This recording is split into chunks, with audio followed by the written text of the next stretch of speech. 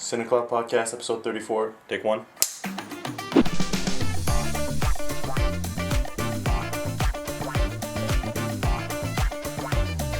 Bruh, do you know what I just rewatched? Have you been on Letterboxd in the past 3 days? You're telling me that you just rewatched something? Yeah. Okay, I'm going to open Letterboxd Nah, now. my guy. Do you want me to just let you say it? No, you gotta guess. There's only one movie I could have been rewatching at this time of year. The best movie of all time. Wallace and Gromit.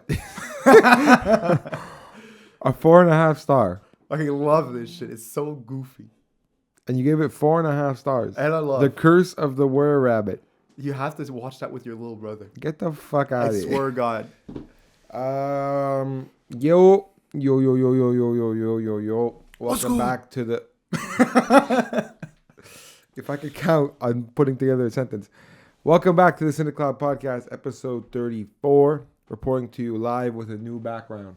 Crazy. Admire the background. We got Background. the OG mic up there. James Bond down there. I mean,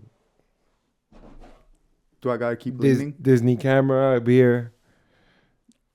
Our overlords. Marcel I love Marcel.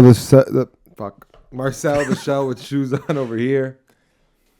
As the Quebecs would say, only time business. And only time business, indeed. We're in good business here. We have a good episode today. We have a lot of stuff to talk about, interesting things to talk about. Two big movies, two of them. Not one, two. Two, the biggest movies. It's the biggest movie week you've ever seen. Be ready. There's never been a bigger movie week. That was my failed Donald Trump impersonation based off what Sebastian Stan did in The Apprentice. The Apprentice is one of the movies we're talking about. But before we talk about The Apprentice, let's talk about the movie that we saw and the movie that doesn't have this fiery topic to debate about. Saturday Night. Saturday Night is about the first... Well, how can you even... There was a time where Saturday night was not present in our daily lives, and in a weekly life, in a life in general. Yeah, it wasn't so easy. No, let's just say. And this movie was simply about the making of that first episode. Yeah. It's essentially the last 90 minutes before Saturday Night Live goes live for the first time, under the name of Saturday Night, not Saturday Night Live. Anyway, The point is they're going live for the first time, and shit's hitting the fan left, right, and center. Essentially, they take you into NBC Studios, Studio 8H, before, 90 minutes before. And what I think the coolest part about this movie is that the runtime is 100 minutes. It fits. It sticks the pace of there's 90 minutes left. Well, we got 90 minutes. Yeah, they play with it slightly there. Yeah. But they still manage to make the time, relatively speaking, accurate. So that is really cool. But you visited that studio. I did. I went to NBC as a youngin', and I told them I was going to be Jimmy Fallon, and they told me to get lost. So in the meantime, I did this tour of NBC, and yes, there's something very cool about Studio 8H, and I'm going to talk about this later on this week, but there's something very cool about doing Studio 8H. Oh, my phone's on the table.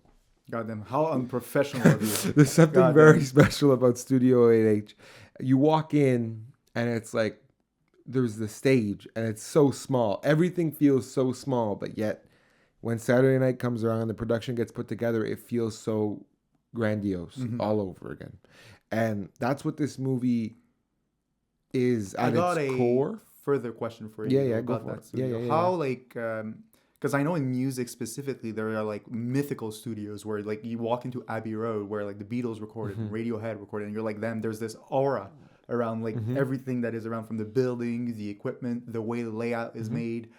Does it feel the same in that studio? Do you feel like it's locked in time in a way yeah, you know what I mean? I feel like any studio that people are worthy of remembering a name for, you probably achieve something. When people say Studio 8H, there's Saturday a presence. Night Live. That's the SNL studio, and everybody knows what it looks like.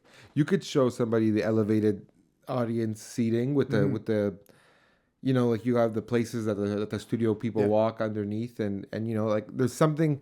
Everybody knows what that looks like. Everybody knows the lamp on the corner. Like everybody understands the panning shot.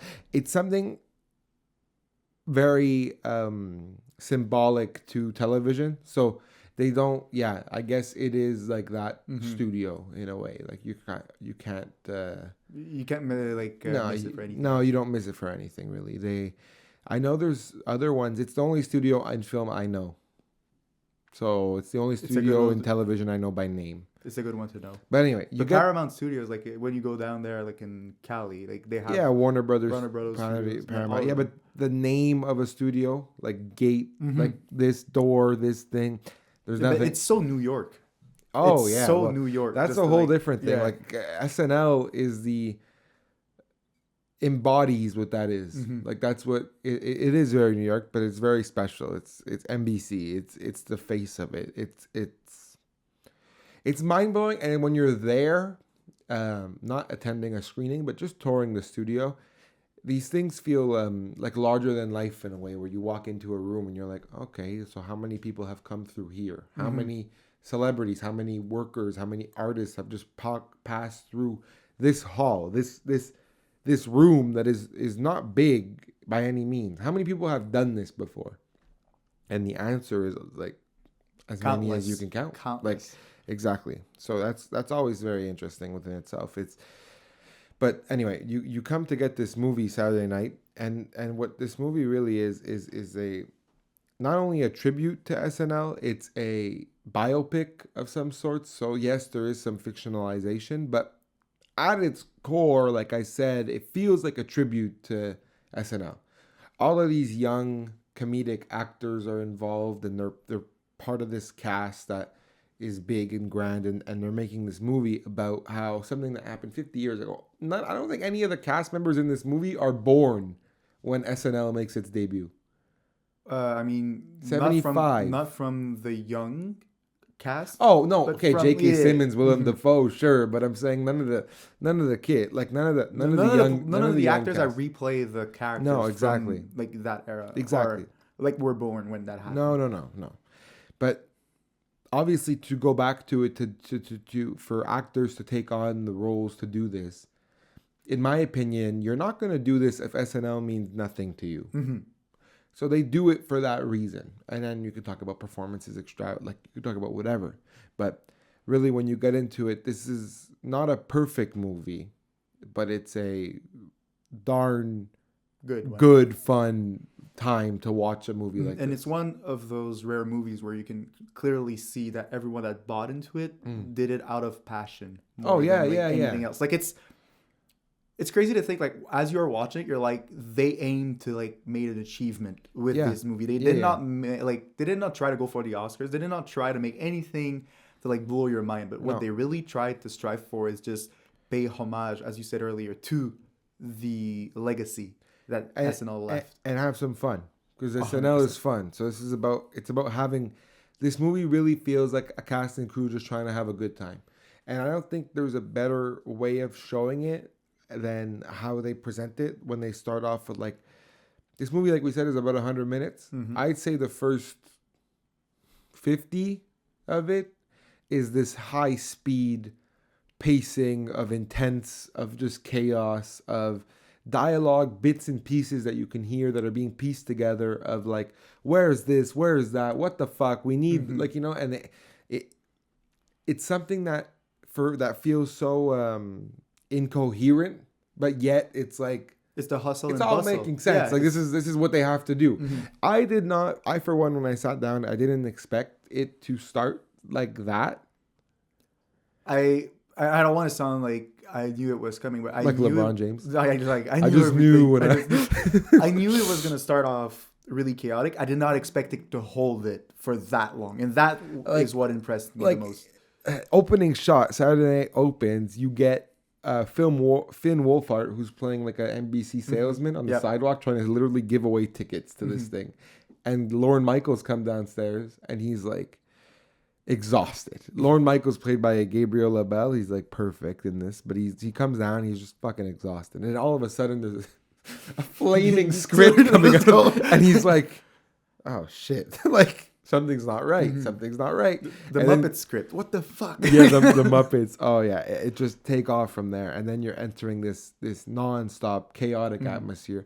That honestly, when you rationalize, these are a group of 20-year-old people trying to make the biggest leap in Their lives. Forget their lives. Forget their lives. The biggest leap in television, late night type of show. It's 1975. They want to make a show about a Russian, like they want to do a variety show. You don't see that, and you want to get a group of people who don't know how to act or how to be together. John Belushi tries to eat people, there's it just works in this movie. We both wrote down like checking lists and stuff like that to properly review a movie like this, because it's such a fun time that this is solely a reflection of how we enjoy the movie. Some people watch this movie and they do an hour and they're like, but what really happened?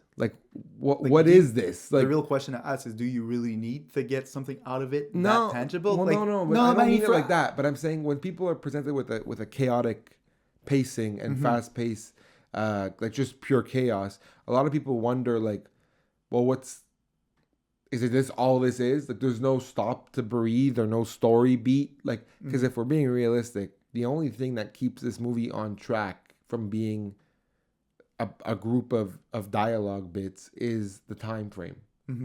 Every once in a while they check back in with a tick. Yeah, but there's also there's some moments that actually slows it down. No. Like I'm saying, that's later on. Yeah, we should wait until we're at editing and pacing. Though. Sure, it's one of our categories. We should just start with the first one. Yeah, if we decide to do like a tabulation of like scores, essentially talking about acting, writing, plot, cinematography, editing and pacing, music and sound, drama, and then the personal enjoyment score at the very, very end. Acting, both of us have nothing bad to say. The two first categories actually, like, I think What's funny, it just highlights how we interpreted the movie, because I don't want to assume your thought process, but when I look at your score, I feel like you attributed the actor's effort as like the reason this movie drives forward. Yeah. And for me, it's true, but there's a bit of the opposite. I feel like in a way, since they went for that SNL format, the way it all is written makes it so that the actors have a path to follow to make it work. I'm not saying it was made for them, like it made it easy for them. I'm just saying the patent was already there. I think a movie like this, so when you talk about the writing and a plot of a movie like this, you take a movie like this, you put the structure of it together. It's pretty obvious that you're shooting for a chaotic first 50 minutes before we get to a morality, a drama, a second piece that slows it down. The first hour is like you're following Lorne Michaels over the shoulder as he walks through Studio 8H trying to figure out how is he going to pull this off. As much as you can chalk it up to the writers making a script that has this and this and this and this and this and this, next thing. Gabriel LaBelle is the person who has to transmit the chaos to the audience. You have to make it flow. I can write, he has to do this, he has to do this, he has to do this, he has to do this, he has to do this, he has to do this. What about what is written makes it chaotic? Nothing. It's a checklist. Okay, one thing at a time. What Gabriel LaBelle does in the movie, between acting as Lorne Michaels, trying to get through this hellish environment, like, then I have that's him. That's his. Question. That's why I think the acting is so good. We did not add that in the categories, but I feel like it's one of the rare times where we could chuck it up to directing. Could, yeah. Like, it could just be, it could just be crazy. It's actually dumb that we don't have a category, but it is crazy directing.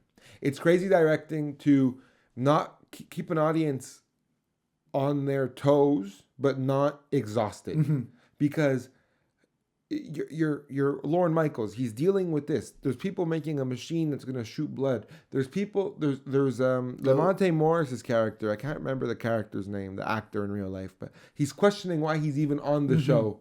John Belushi's missing. Yep. He's breaking up with. He's literally in the middle of what it looks like a divorce type of situation with his wife who's there, Rachel Sennett, and it's just like you don't know what to do to help him as an audience member, but you just hope he could figure it out. Because there's in the first line of the movie he says, and it's written. Yeah, it's the Lorne Michael. It's a quote. It's a quote there. He says, "It doesn't matter when it's done." How did he the say? quote on the screen? Yeah. Is the show doesn't go on because it's ready. It goes on because it's 11:30.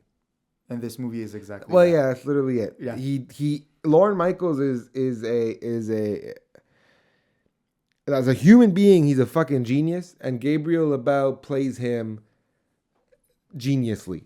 He's able to transmit stress, energy, no, not energy, stress, disaster, depression, whatever he wants to give. Ingenuity, like everything in between. But in Lorne Michaels' mind, above all those negative thoughts, there's hope. And that's what LaBelle transmits the most is, I don't know how we're going to do it, but we're going to get it done. The sign of a true leader there. Yeah, he is. Yeah, he crazy is. leader. He is. Like technical aspect, cinematography. I mean, what more do you want? The thing is shot on film. Or if it's not shot on film, it looks like it's shot on film. The lighting is insane. The outside sequences are truly shot on film. Yeah, like, they're that's really for certain. nice. But They're really inside, you could be. Yeah, well, even if they shoot digital and make it look like film, I don't care. It looks good. really pretty. It looks really pretty, and they're able to stick. What I love in like frantic films is like passing off the camera. Yeah, but I was about to say. Come down a hallway. Now we're talking to these people. You pass it to like the camera movement was insane. Camera movement. They really do a great job. Cinematography in this movie is a lot of fun, and it's not fun in the sense of like a Dune, where Greg Fraser gives you these beautiful landscapes with a black silhouette dropping in from the spaceship, and that's beautiful.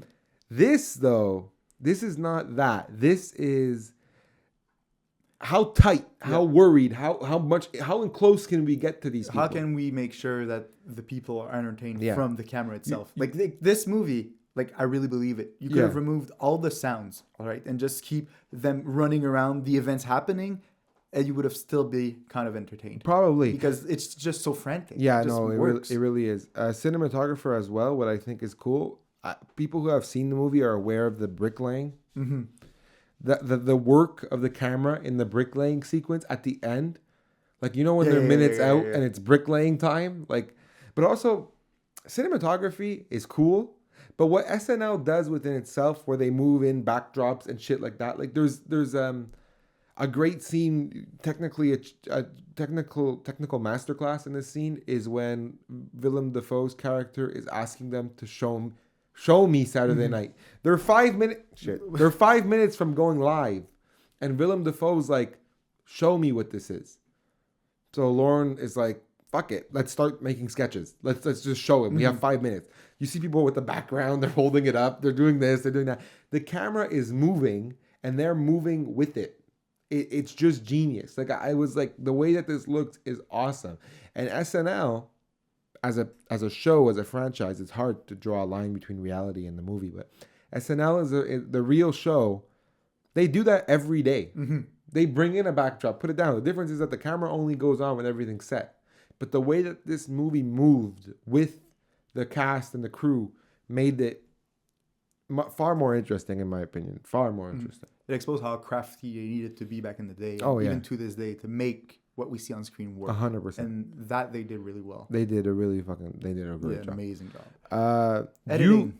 Editing. Oh, sure. Editing. You want to talk about editing? What did you want to talk about? I said you. Pacing. Pacing? It paces beautifully. I mean, the editing is like, it's all over the place, man. It can be exhausting to some. It's not exhausting to me because I love the chaotic nature of this.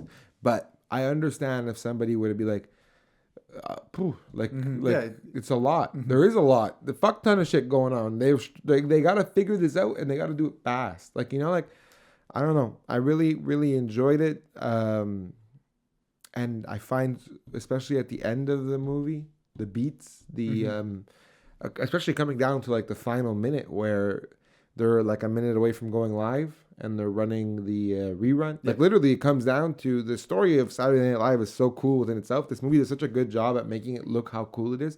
But it comes down to a moment where the executive at NBC is like, I'm going to make a decision at the last second and I'm going to run the tape of your show or Johnny Carson's rerun.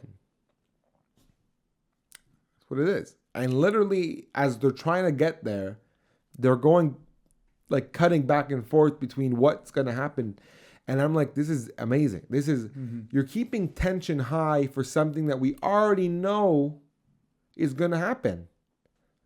It's obvious to everybody in that seat that SNL is going to run. They've been on for 50 fucking years. Like, you know, like, they're obviously going to run. It's obviously going to work.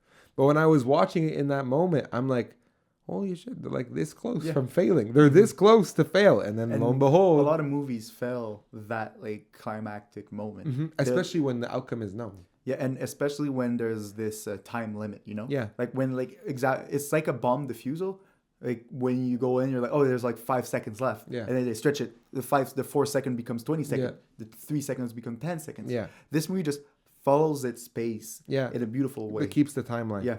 And it really makes for moments where tight decisions need to be made. You're like, okay, it said it was 10:15. It's been 5 minutes. They got to figure it out. And like, you know, like this was especially true when towards the end of the movie, they go around the ice rink. I don't want to like talk about it too much. But it's calm. John Belushi is skating on the Rockefeller ice rink. Yeah, which is beautiful in real life. Beautiful. It's so nice. But the thing is, as an audience member, you remember that, you know, time is ticking. No, and Lauren knows too.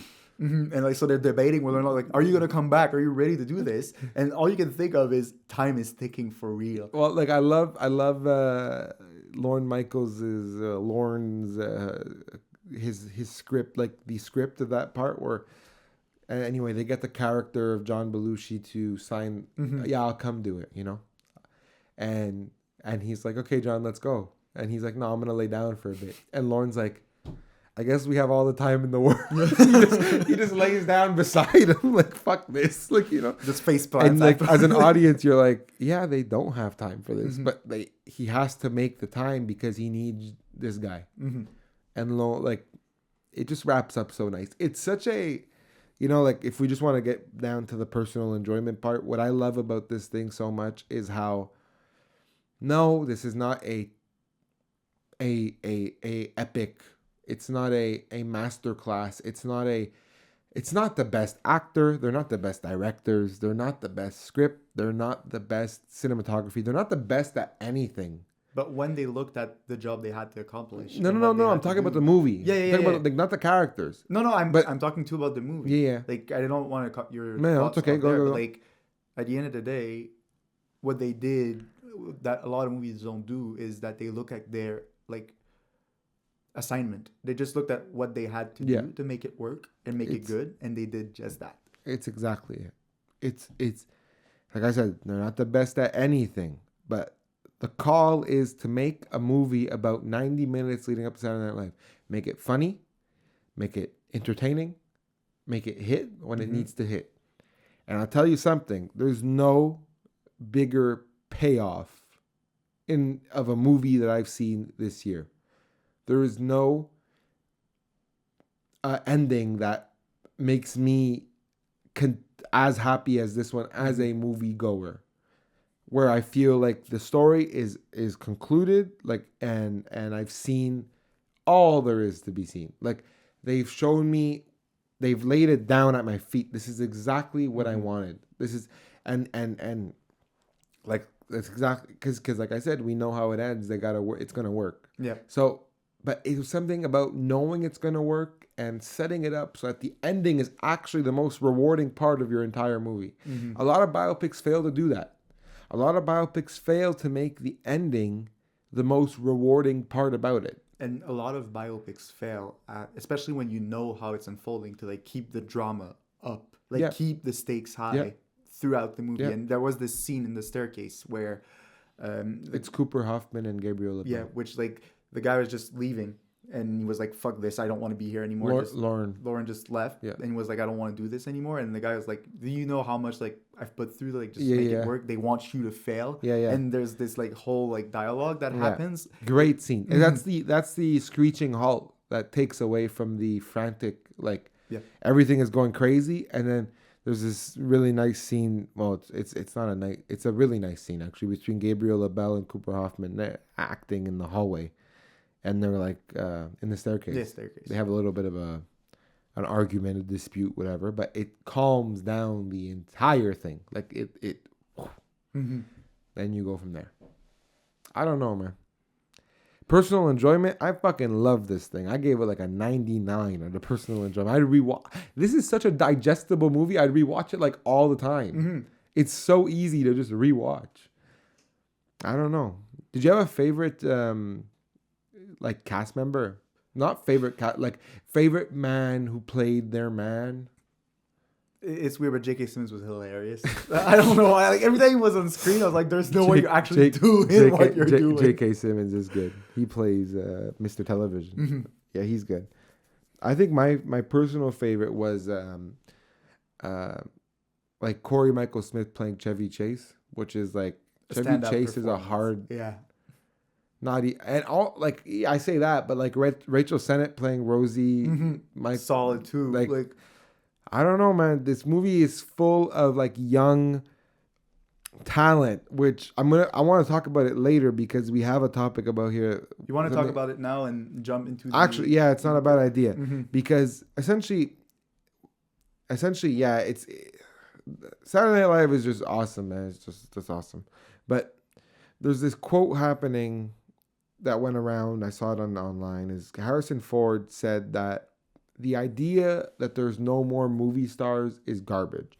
It's not a secret though. The movie star tag that was worn by a Tom Cruise or anybody like that has dissolved in coming years because of the versatility of the way that we see people nowadays.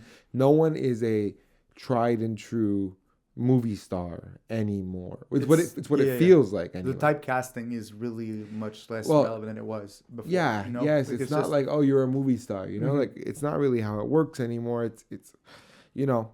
But Harrison Ford's quote is interesting. He said, "There's wonderful actors coming up every day. Whether or not they become movie stars is really not the point. I've never fucking understood being a movie star. I am an actor. I tell stories."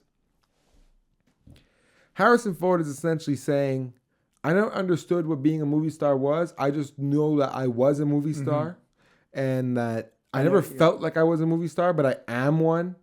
So there's actors all the time. There's definitely movie stars out there. Who are they? Where do we live in the sphere where there's movie stars? I'd love to answer it the other way around. I don't know how you answer the other way around. I feel like all the examples that I have nowadays just shows that Harrison Ford is right. There are no real big movie stars. Because like the first guy that came to mind when he asked that question and just raised that point was Jacob Elordi. Because you see him recently, like he played in Euphoria. He played in The Sweet East. He played in a bunch of movies, but every single time he's doing something different. I don't think he's a movie star. Me neither. Hence my point. But I don't think he's I think they're okay. So you're saying I think they are movie stars. I don't think he is a movie star. Yeah.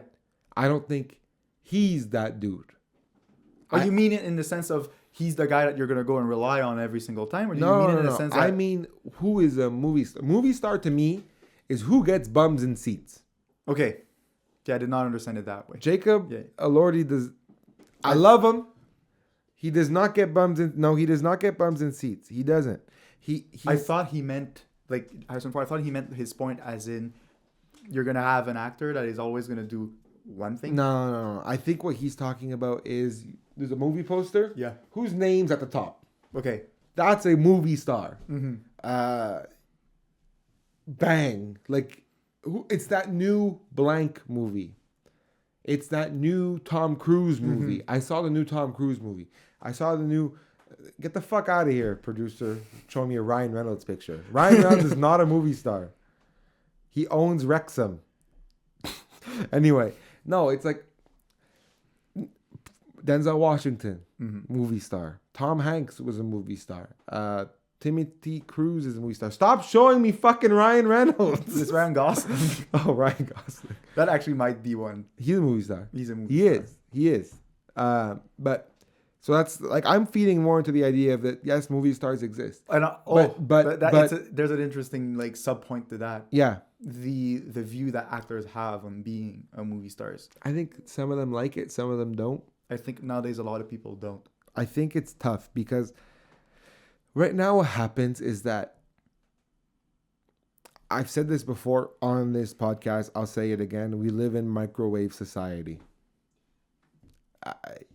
I made a TikTok edit of the guy who stars in my favorite Amazon Prime series. I'm going to call him a movie star. Get the fuck out of here. Like, these are people, some people are movie stars, some people are not. I respect all artists, I respect all actors. But now the issue is that people like to take anybody and make them a superstar. Noah Centineo, you know who that is? Nope. Was described as like oh my God. He's not, man. Like, some people are not movie stars, other people are. Now, I love the idea of the movie star. But at least be right when you're going to talk about it. And like, not your case, but I'm saying I love the idea of a movie star. If they're a movie star. Like, and you know, like... Also, people have to recognize that a movie star is only a movie star because the movies they're in make it actually be good. They pick their movies, they pick Blockbuster, they show up, they put bums in seats. But if you look at someone like, I don't know, Will Smith here. Like movie star. 100%, gets bums in seat. Yes, no matter what he does. Yeah, and it's just going to work. Yeah. But when you look at the end goal of those actors, are you in for the check? Or are you in for the reviews, the critics, and the rave? A movie star is typically able to deliver consistently and deliver high octane bum and seat. You want an idea of a movie star? In my opinion, sorry. I have one. Dwayne Johnson's a movie star. Okay. And by any means, we can all agree, Dwayne Johnson is not the world's best actor. Dwayne Johnson would tell you he's not the world's best actor. But he is consistently able to deliver a performance that gets somebody to watch him. Mm-hmm. Tom Cruise is not the world's best actor. He's been nominated for Best Actor. I think he's won it. But he's not the best actor we've ever seen. But he makes a movie, you're going to watch it. I have a further question then. Go for it. Keep talking to me. Could you have names in mind that actually fit both bills? Yes. I have a few too, but yes. That are a movie star and are able to some of the best actors you've ever seen. Yeah. Timothy Chalamet. Cillian Murphy. Number one. No. 100. There's no way you don't see Cillian Murphy on a poster you don't want to go. He's not exposed to that level of... Bruh. Do we need to watch, like... We're going to get a list of the last 5 movies he did. He was in Inception. He was in Batman. Hang on. No, I know. I'm just going back. Hang on. Make a list. You're going to see it right away. Okay, first of all, he's playing a bunch of side characters in all of those movies. But he's still there. No, you got to star. Be a movie star. Star. The only movie that he's movie starred in is Oppenheimer. And if you think Oppenheimer... Let me see the rest. These are not movie star worthy movies, bro. The Peaky Blinders might actually like be worth something there. There's the movie, sure. He's not there yet. He will be. I think so. He's just not there yet. I think but he has that status. Like no. In my eyes, I see him. That's I want to go. He's your favorite actor, bro. Like, he's not my favorite actor. I just want to see him succeed. Fair enough. You know, this conversation reminds me of the Time magazine. Yeah, we list. did the first top 10 like upcoming. They actors. made like a list, and on that list, Timothy Chalamet was there. Zendaya is on that list. Who else gets bums in seats nowadays? I'd be damned if Glenn Powell is not a movie star. But he probably is. People like to shit on Glenn Powell. I fucking love Glenn Powell. I think he gets bums in seats and he can act calculatedly. He knows what he has to bring to a role when it's needed. Mm-hmm. He backs out when he doesn't need it, and he's in when he does. Who else? His name like escapes my mind, but the guy that played Elvis, Austin Butler. Austin Butler, yeah, Crazy man. Mm-hmm. He's great. These are the youngins, though. These are the guys who are leading the charge. But a lot of movie stars have pedigree that makes them a movie star, you know? Yes, for sure. But like, remember how we look at every once in a while we look at the box office, right? You look at who's leading in the box office. It's not These are not the movie stars. No, this is the franchises. So, Tom Hardy? Question mark. Yeah, I could see it. I respect that. Like, I respect Tom Hardy for sure.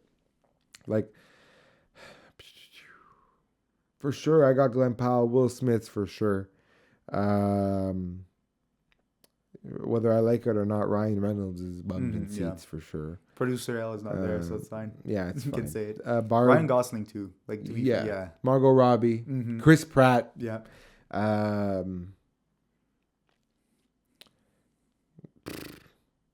Not Keanu Reeves. Robert Downey Jr. RDJ. 100%. Michael B. Jordan. Yeah. But they're not. But those are all guys. I'm sorry. I gotta agree though, kind of somewhat. They're not as big as what they used to be. Nope. Movie stars was a fucking status. Yeah. You were like the hottest actor on the block. You were the head turning billboard fucking guy. Mm-hmm. The problem is the web is too big. The web is too big. We've tangled Instagram actors with movie actors, with television actors, with IG models, with Sports Illustrated, with athletes. It's bigger than your name nowadays. It's all about the end product. Yeah. What are you a part of? Mm-hmm. It used to be that an actor can put a bad movie on their back and carry it to $100 million. It doesn't happen anymore. Perhaps the testament is Joker 2. Yeah. What's happening with that right now? Actors can't lead like that anymore. But to be fair, IPs do. Yeah, but with Joker 2, it was such a left field movie. Like in the sense that like it came out of nowhere. It was a curveball. Yeah, it really was. I'm saying not even Joker 2. Like, picture any of the new Borderlands was terrible, right? Yeah, it was bad, but they made no money. That's a Kevin Hart starring movie. Would you consider Kevin Hart as past his prime? No. In a way? No. Kevin Hart's hilarious. I know he's hilarious. It's just not the right content for him to be in. No, but like, I feel like the bubble has been passed already. Like Kevin Hart? Yeah. Like, I feel like he's not in it because what Kevin Hart's done is he went from making rom-com, R-rated rom-com style movies to signing a deal with Netflix. Mm-hmm.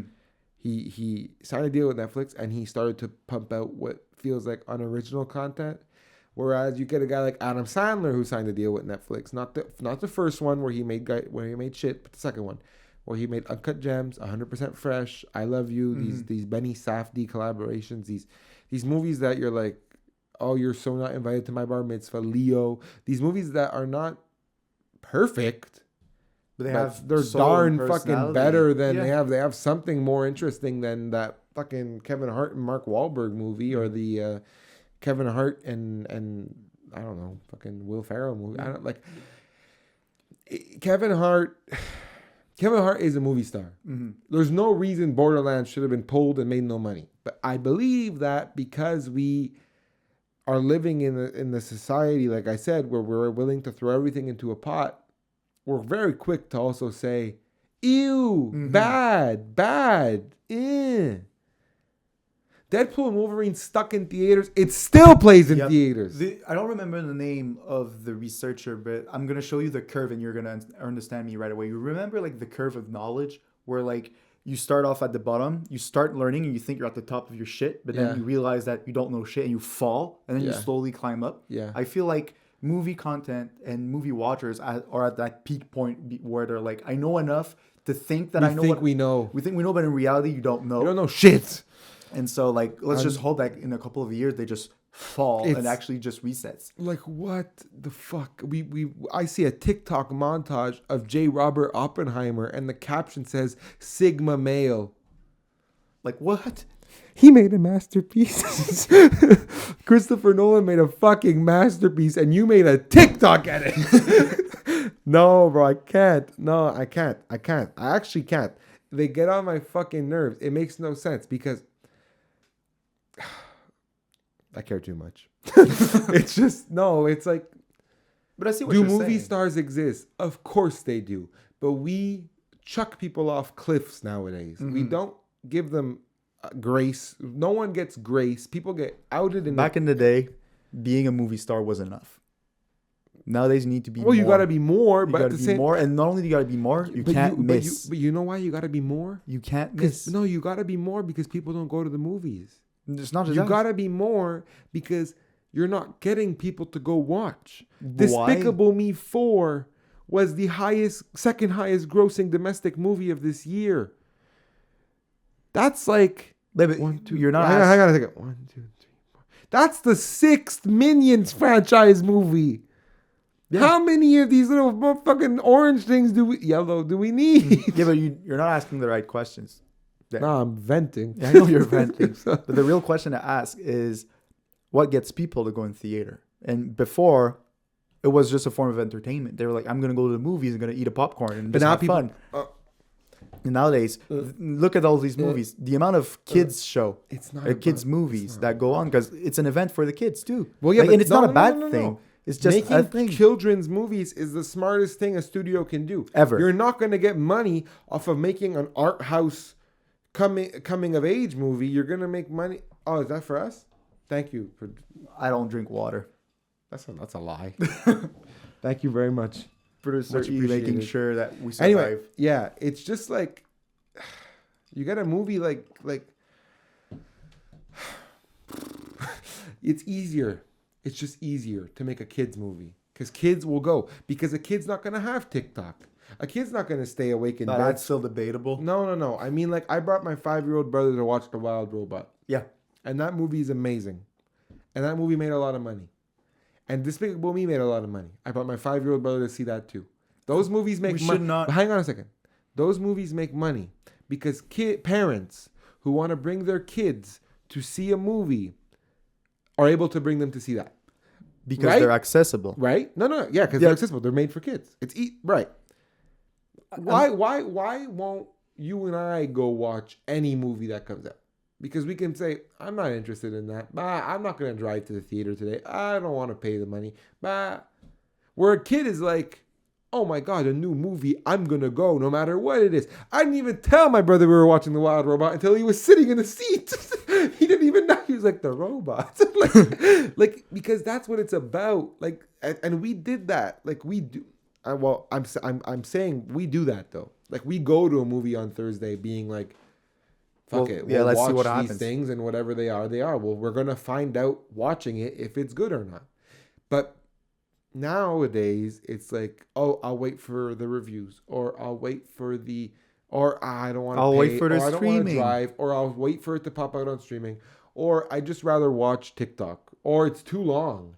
It's 100 minutes. It's too long. But you're going to be able to watch like 4 episodes of a show. That's the only thing I don't like, man. That's that microwave society shit, bro. It's the instant gratification of, I just finished something. I'm proud that I've done something. Yeah. Although you just like slouch on the couch. Yeah, And just watch I don't a know about episode. that. I don't know about none of that. So yes, to recap, there are movie stars. There are movie stars. There's a bunch of movie stars, but they're not what movie stars used to be. I have another question. Or is that topic? Yeah. I feel like back in the day specifically, when Harrison Ford was like the big shit and like everyone was making movies in the 80s, the 90s, the early 2000s. It felt like, I don't know, I did not grow up during that time, but it felt like the only way to make money in movies was to be that. The only way to be successful in the movie like industry was to be a movie star. Because there's no way you're going to star in a fucking, I don't know, Eraserhead ass movie and make like $1 million. You know what I'm saying? No, hang on. I think it worked the other way around. Studios would get the actor and they would be happy to have the actor. Whereas nowadays, studios are buying a franchise and they're happy to have the franchise. It would be like, shit, we got Harrison Ford to sign a 2-movie deal. Oh my God. Oh my God. Mm-hmm. Make a crock of shit. It doesn't matter. Harrison Ford's in it. We're going to sell. Amazing. Right? But now it's like, oh my God. Oh my God. We got this idea. We bought Dune. Yeah, we got this idea. We have the rights to Dune. We have the rights to Dune. We have the rights to the next James Bond. Who's going to be in it? Who gives a fuck? Mm-hmm. It doesn't matter. Matt Richards from TikTok. It doesn't, like, you know, like, it's like, that's what it is. We have the franchise now.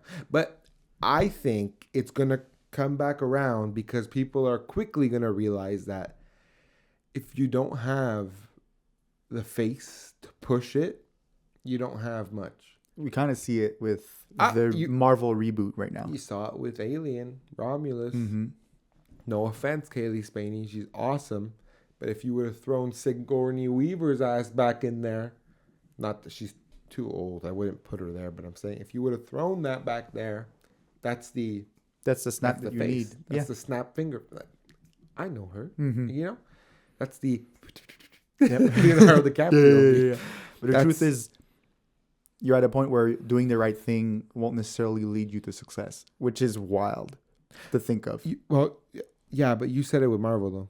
Yeah, that's a good point. Like They RDJ brought coming back. RDJ for what reason? What do you think?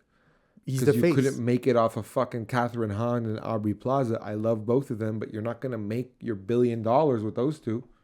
You're not gonna make $1 billion off Brie Larson and Tanyana Paris. Especially not with the way you treated those actors the first time around.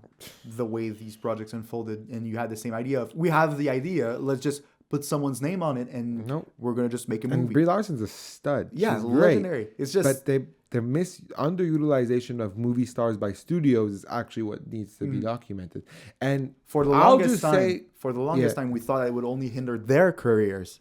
You know, like I remember this quote from Brie Larson that was like, this Marvel movie shit that like she was going through, like she hated it. Like she was like, it actually ruined the way my career was going. Yeah. And now we see that on the back end, it kind of ruins studios too. What I think how it works really, like what I've understood is like you get these movies, right? And no, there's no movie star inside, or actually the movie star, they got the franchise, whatever. Who's in charge of everything? The studio. Mm-hmm.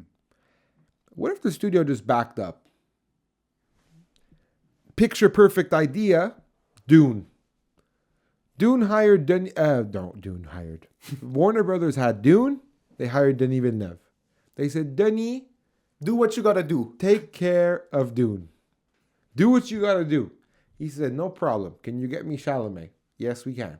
Can you get me Zendaya? Yes, we can. Can you get me Javier Bardem? Yes, you can. Can you get me Rebecca Ferguson? Yes, you can. Josh Brolin, Dave Bautista. Can you get me Skarsgård? Yes, you can. Can you get me Florence Pugh? Yes, I can. You get me Austin Butler? Yes, I can. This is who else do we have? Can you get me Christopher Walken? Yes, I can. And then it's like this. The studio goes, oh, fuck, we spent so much money.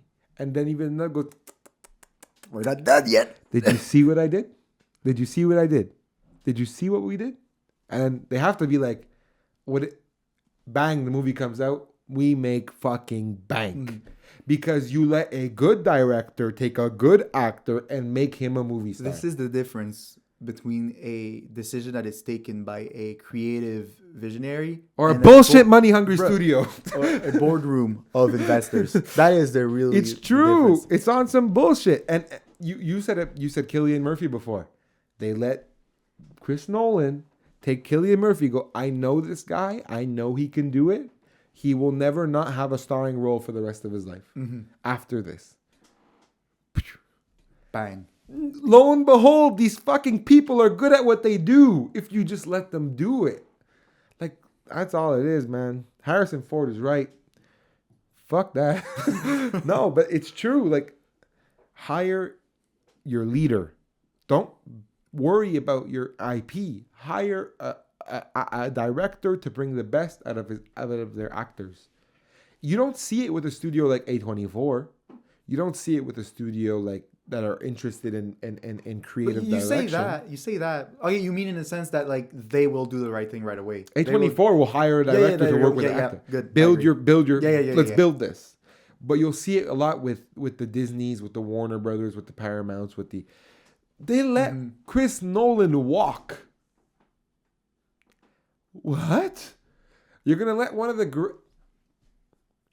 He's not my favorite. You're going to let one of the greatest visionary directors walk? Of our time? You're going to let him leave your office with nothing? He signed to you. And you're going to tell him, we're done. Bruh. What the fuck is wrong with you? At the end of the day, I do believe, above all of this, that the combination of a director and an actor together is what makes a movie star. And that's what it takes now. Mm-hmm. Because usually that combination also comes with quality. And if it doesn't come with quality, it comes with viewership. It comes with Greta Gerwig and Margot Robbie and Ryan Gosling, a trifecta, which is not necessarily what you need. She could have done it with Margot. Anyway, you got 3 people. You got to have a package deal. You got to build your first line. You got to have a quarterback and a wide receiver. You got to have a coach and you got to have it. You got to have the duo that can rely on each other. You got to have that. You got to have your hero and your sidekick. You got to have the duo. You need a general to lead an army. Well, kind of. But you got to have but amongst that army, you got to have your superhero. You got to have that weapon. But only the general will be able to recognize who is who. Absolutely. Like they know exactly who they got to find.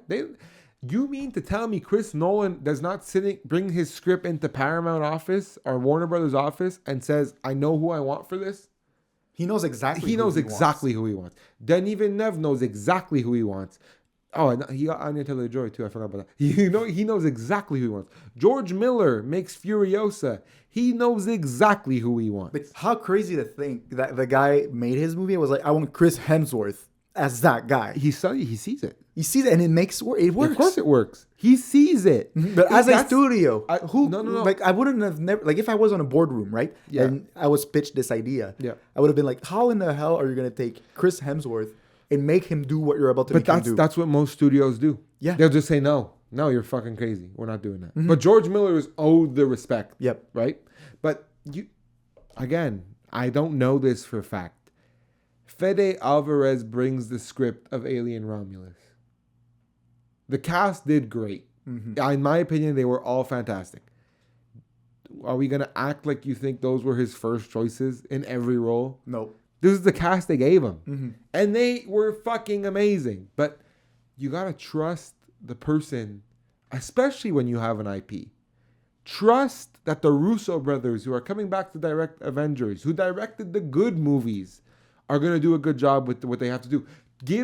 Disney has to give them carte blanche and a blank check. Hire who you want to hire and get this thing done. And we trust you because the back end is going to be more rewarding than whatever we have to give you up front. Did you see what happened with Ballerina? Like the John Wick sequel? Yes. Kind of links into that.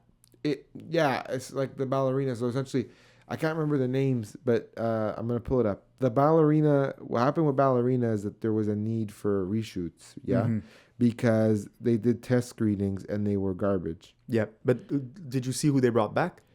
Yeah, exactly. So Len Wiseman, who directed the Ballerina, he cut it and he brought it to Lionsgate, and Lionsgate's like, this is not good, and so they brought in Chad Stahelski. Stahelski? Chad Stahelski. Stahelski, I think. Yeah. He directed John Wick, right? All of them. Mm-hmm. They bring him in because who knows how to do this? But him. Him. He's him. So he's like, fuck it. We're gonna do 2-3 months of reshoots and we're gonna get something together that's awesome. And this is a testament to the fact that, like, usually when there's reshoots, it's because it's going very poorly and they're just trying to scrap it or just make it work. Well, they brought it to Lionsgate. Yeah. Lionsgate was like, this was bad. But the fact that they're like, we want this to work, so we're going to bring in the right guys to do the right job, like, speaks volume to the fact that they want this to work because they know they're going to make bank on it. But how many times do you think a mega franchise studio will just get a bad cut and they're like, well, cut it again. Figure it out. We're not bringing anybody in. Never. It costs too much. Yeah. No, all the time. No, but the fact that they will never do that. No, they'll never bring in somebody to save it. If I'm the original guy who cut it, I'd feel like it's like shit. Like I'd be like, fuck, okay, but they don't think my movie's good. But they're gonna bring in the guy who knows how to do it. Maybe I can learn. Maybe I can. I don't know. I think it's so obvious nowadays where the frontier meets of like quality and success, financial success, and it's like winner chicken dinner. Yeah, if it's you're gonna cookie- if you it's line cookie it, cutter. if you, yeah, it really is. If you line it up right, you're not gonna fail.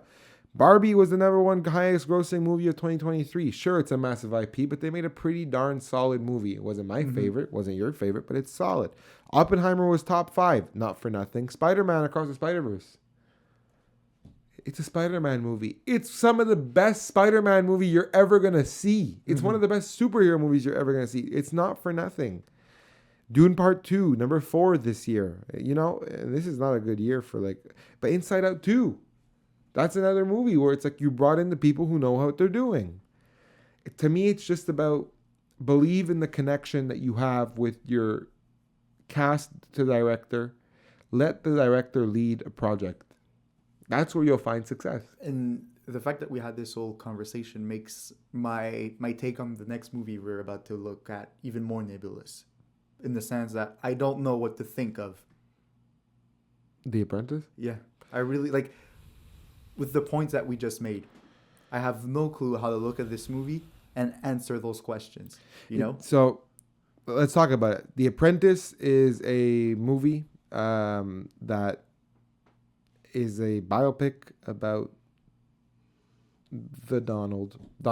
It's a biopic about Donald Trump over, like, young Donald Trump over the span of, let's say, the 80s. Like, on his come up, basically. When did he marry Ivana? The 80s, I'd say. Yeah, 80s, early 90s, I'd say. Like, I don't know. Like, it's just... I don't know either. Spouse. She married Trump. Oh, shit. She married Trump in 1977. Trump is old. He's 78. Yeah. Shit. All right. So 70s and 80s. But Yeah. during the Ronald Reagan 70s, era. yeah. Well, Ronald Reagan. It one started time, with Nixon. Yeah. And then it went to Ronald. Yeah. That's fair. That's actually a good timeline. Essentially, it starts with Trump being a young, Up and hungry businessman working for his father. Then we go a little deeper down the line and meeting Roy Cohn, who's a lawyer, who's going to help him become this savage businessman, this amazing businessman. We progress into his building of Trump Tower, whatever, ego inflation, what feels like, until we get to the entity that we have today, basically. well, it ends with him trying to write. It ends with him.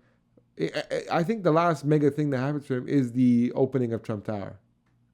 Business-wise. Yeah, business-wise, yeah. Yeah, business-wise.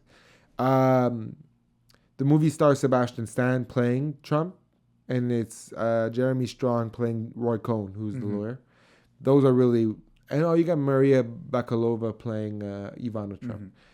But if we're being realistic, as good as she is, she's fine. Her screen time is not all there. No, it's really focused on Jeremy Strong's Roy and Cohn, the real questions and Donald and Trump, and Sebastian Stan. Yeah, the Donald content Trump. that this movie raises is based around the relationship between the two. Yeah, the movie essentially I'm going to give the movie props where it deserves it. This movie is good at staying out of American politics. Like, it's not Trump in his current state. And it's not, I hate to say it like this, but it's not depicting him in a way that is like hinting at his behaviors today, you know? Like, you see the traits of the man, but it's not like this movie is just an explanation of how we got here, you know? No, it's not. This is more. Well, I'm like, so it's first of all, the sheer idea of making a movie about someone who's like alive and as important,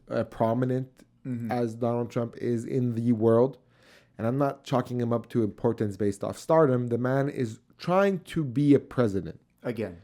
He's done it before. It feels like a risky thing to do altogether. I would not try to do it if I was them. Given the fact that they released a month in advance, which is coincidental with an election happening in a month, given the fact that Donald Trump is a polarizing, controversial individual. Given the fact that he does not endorse this movie in No, the he slightest. hates it. Given the fact that he called it a piece of garbage. Given the fact that people who made the movie don't like him. What do we get? What do we get? We get a befuddled me and you when this thing finishes, because you're like, what the fuck just happened, and what is real and what is not? We don't know. As a movie, the movie's fine. The movie is fine, but the movie is doing a lot of things without knowing what's real or not, and that's where I have my bigger issue, where it's like, if we want to talk about the small ball stuff first, Sebastian Stan as Donald Trump is awesome. Yeah. He's cool. He doesn't do a voice. He doesn't do the Trump voice. But he does all the mannerisms. He's got the face. Yeah. He's mooing. The attitude. Like the attitude, the hand gestures, the face. Even though the voice might not match, the character matches. But the vocal pattern, the way he speaks, the sentencing, it's really good. He's good. But he gets robbed in this movie, like robbed by what Jeremy Strong does as Roy Cohn. Yeah. That man is not an actor. That man is a AI bot replicating whatever the fuck he wants, because that's how good he is. He is not... In this movie, he's like light years ahead of everybody else. He's running laps around the game. He's polarized. Like, he's in the room. His presence is the only thing you feel. It's crazy how he's able to just hold everyone like in his hands. And it's funny because they put him in a room with Donald Trump. Yeah. Who, that's something within itself. That's crazy. Because, I don't know, man. I'm like, technically the movie's fine. It's shot on film. It does have this Succession type of editing there. Like, yeah. Halfway through it, they throw a filter on it. That makes it look like a NBC Dateline from the 80s. Yeah. That's cool. Doesn't bother me. Everything about it is cool, technically. The writing is fine, the plot is fine, whatever. The movie is not to be reviewed without, because it shouldn't even be reviewed. An enjoyment basis, I think a lot of the scenes involving Donald Trump learning how to be a businessman are cool. I think if you don't attach Donald Trump's name to this movie, you have a pretty cool story about you live long enough, about die and be a hero, or you live long enough to see yourself become a villain type of thing. You get that. But it's these sous-entendus from this movie that really kind of like sour the experience, because you're like, the only way you could... It's their attempt at nodding to everything. Like, oh yeah, you see, we did that. Yeah. No, he might not be the best human being. It's like, it's so self-serving. Like, I'm sorry, like we don't have political affiliations, we don't have anything of the sorts. But to see a movie like this come out in a time frame that is very suspicious, just overall the experience of this movie, it really just feels like it really is unnecessary. It is. It does. It is. It's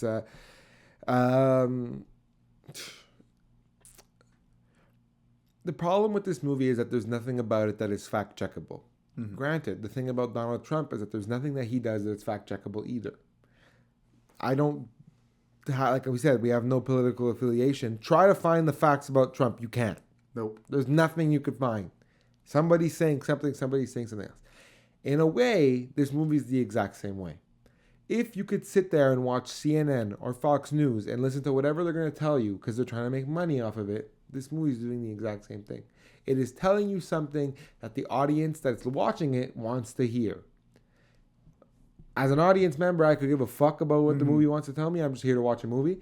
But if I went to go see a true Trump hater and told them, go watch The Apprentice, you're really going to like it, they'd really like it. But if I saw a hard-nosed Trumpster and be like, watch this movie, you're probably going to hate it. They'd hate it because the way they make their guy look.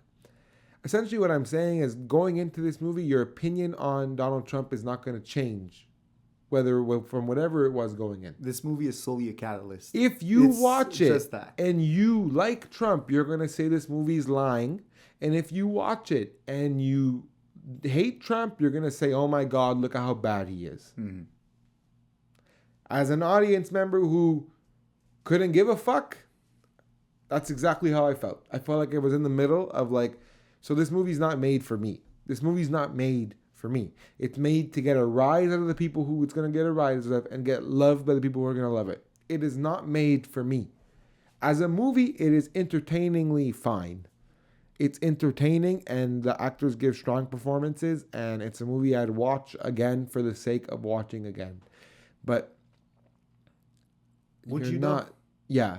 You would? Yeah, I think they do a good job in a lot of moments. But it's just a movie that, like,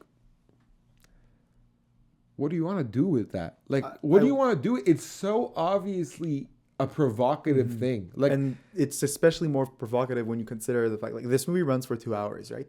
Something along those lines. A little over. A little over? I think so. The first hour really felt, for a lack of better words, truthful. In the way, yes, like, it felt so genuine. Yeah, genuinely good. Like the way the character, he's not perfect, but so are every single human being on this earth. It humanizes him.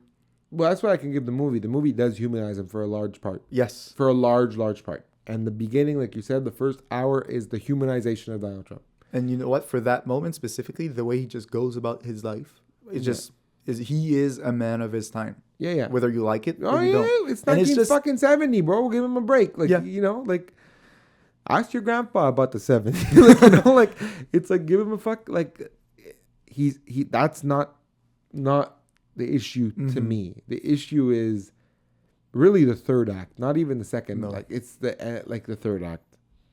Could we identify the scene where like it switches for you? Like, where does it go from bad to worse? It doesn't. There's no scene. It came out during Cannes that, like, there's a rape scene in here where there is. Yeah. Like, where he would have raped Ivana, who was his wife at the time. And I'm like, what do we know? We don't know. What do we know? You Google it, we don't know shit. Ivana saying he didn't do it in 2015. Ivana saying he did do it in 1982. What do we know? Like I said earlier, you can't fact check any of this shit. What do we know? Is it fact checkable that Donald Trump missed Roy Cohn's funeral for a liposuction? We don't know. We don't know anything. We don't know anything. But this movie's trying to say, like, yeah, like, he's bad. He's a bad guy. He's a bad dude. And it's like, it is so obviously trying to bait somebody into a reaction. I loved when we walked out of the theater. Your first comment was like, "This is the ultimate rage baiter movie." Oh yeah, it's trying to piss you off. Yeah. It's like, oh my god, you can't believe he did it. I can't believe he did that. And I'm like, I don't know what he did, bro. I don't know this guy. I don't know. What's for sure though, it rage bait you're tired. Like, it rage baited you're tired. Look. I haven't put up the review for The Apprentice yet, and I think I'm just going to blur out the stars and put an American flag and say, figure this shit out yourself, because I don't know. The American flag might be, like, I don't know. Far. Just be like, I have no clue out of 10. I don't know. Movie-wise, I think it's fun. I think it's like a... Movie-wise, I gave it a 3.5.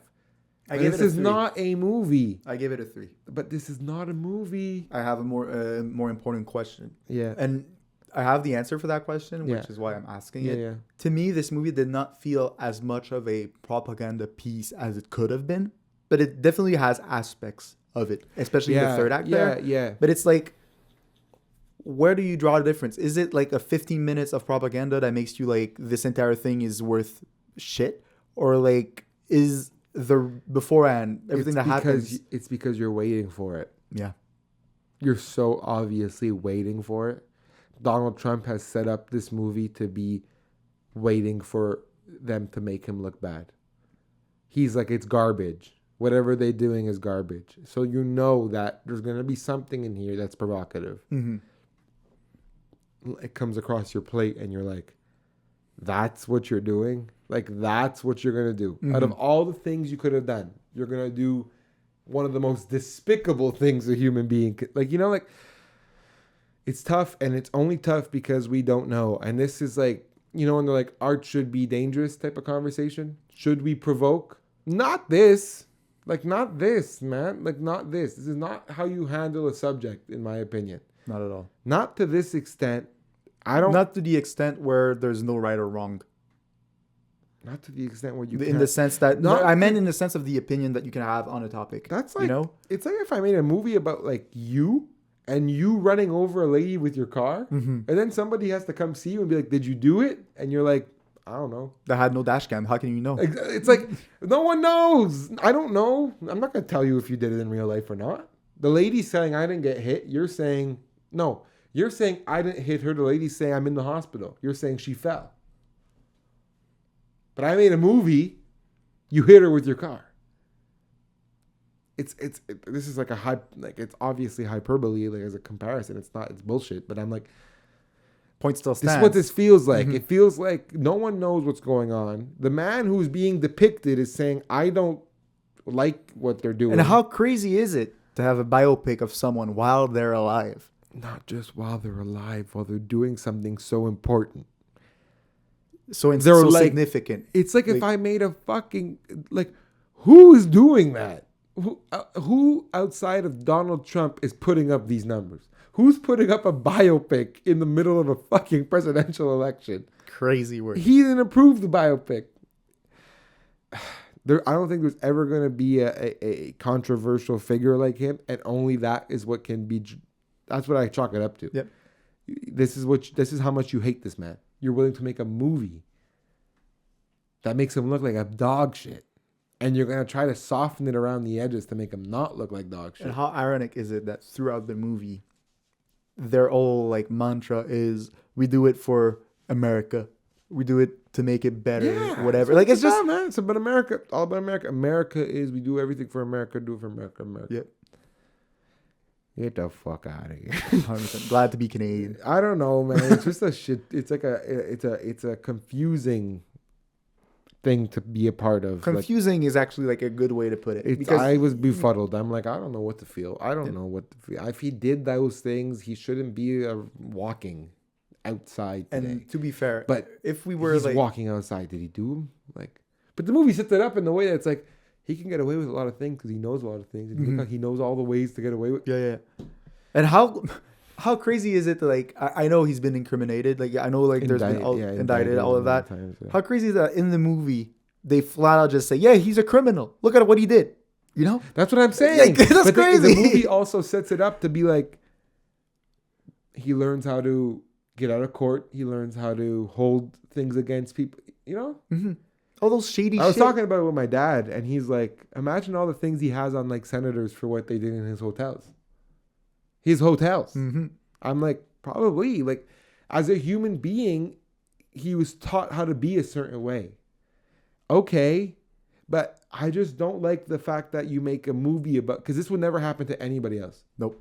Only to him. And I don't feel, I don't have empathy for most politicians in general. But as a human, It's messed up.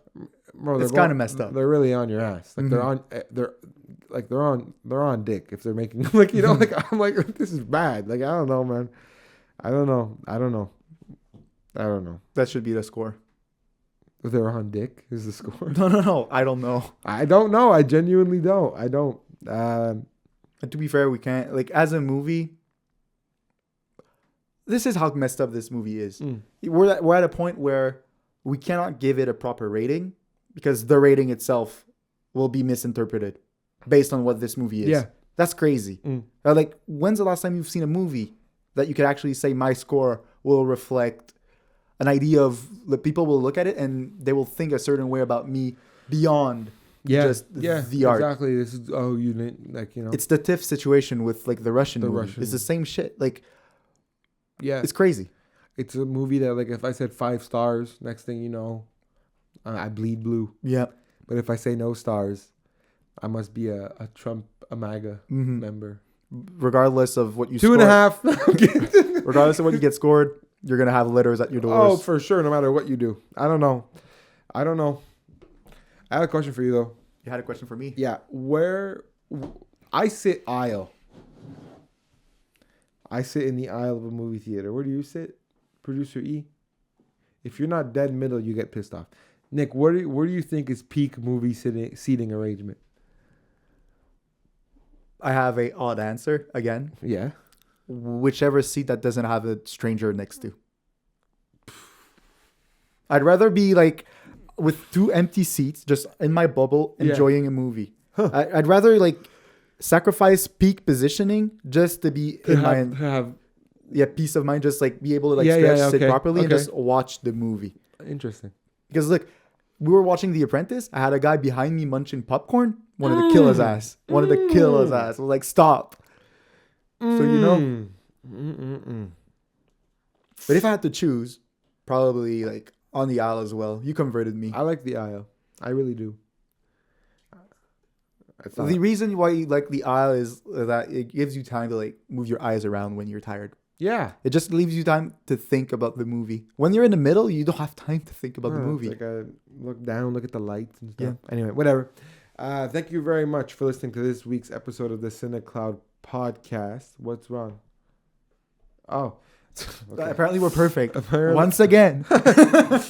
3 for 3. Let's go. No, anyway, yeah. Thank you very much for listening to this episode of CineClwd Podcast. If you like this episode of CineClwd Podcast, leave a like on the like button somewhere. I forgot we're on YouTube. Like button there. Follow. Subscribe there. Then you have follow on Spotify. Apple Podcast has a follow as well.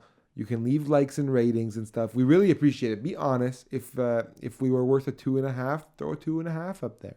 At least we know we're not colored red or colored blue. You're in the right, smack in the middle. Smack dead in the middle. We like that. If not, 5, 4, whatever the fuck. I don't mind. Be what it is. Be honest. Be honest for sure. Somebody was honest. I got a 4-star review on Apple Podcasts. I said, the fuck? Crazy word. I said, Mom, why did you? Anyway, thank you very much for giving us your time out of your day. We appreciate it. In the meantime, we will see you soon. Yeah. All right. Crazy work. Yeah. Have a good one. Bye.